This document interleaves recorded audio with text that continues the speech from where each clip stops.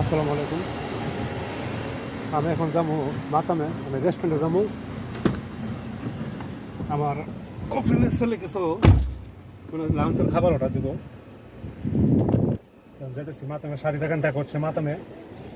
এই যে দেখতেছেন রোমান্সিয়া সাইনবোর্ড, এলো প্রত্যেকটা same same colour, same same. এই রেস্টুরেন্টের খাবার এত ভালো, যারা টুরিস্টে আসবেন, চরিত্র মানে যে কোনো ডিস্ট্রিক্টে আসেন, চেষ্টা করবেন রোমান্সে আসার জন্য। রোমান্সের আপনার ভিডিওটা দেখাচ্ছে, এই দেখেন লোগোটা, এই যে আল রোমান্সিয়া। মানে রোমান্সের খাবার এত স্বাদ, মানে খুবই মানে ভালো মানের খাবার, সব দিক দিয়ে পরিবেশ ভালো। অবশেষে চলে আসলাম।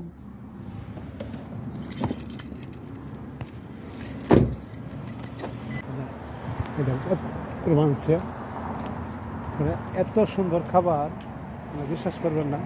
আপনাদেরকে ভিতরে দেখাবো, অবশ্যই আসবেন, একবার খেয়ে দেখবেন, খুবই পরিবেশ সুন্দর।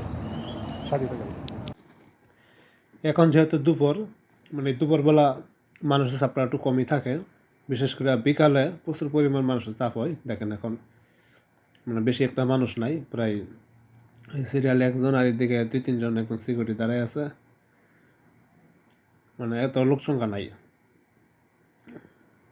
মানে একদমই চাপ কম। যেহেতু লাঞ্চের টাইম। আর বিশেষ করে দেখেন আমার কফিলের ছেলে খাবার অর্ডার দিছে, প্রায় ব্যাট সহ মানে 100 রিয়ালের খাবার অর্ডার দিছে, আর ব্যাট সহ হয়েছে 110 রিয়াল।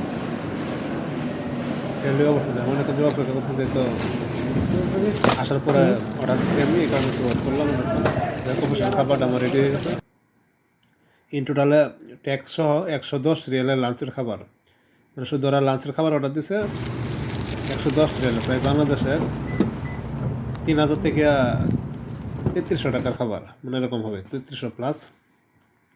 যেহেতু সবাই ভালো থাকেন। রোমান্সের খাবারটা খুবই আসলে জনপ্রিয়, যারা খাইছেন তারা তো জানেনই, যারা জানেন অবশ্যই রোমান্সের থেকে খেয়ে দেখবেন। অবশ্যই রোমান্সের খাবারটা খুবই বেস্ট।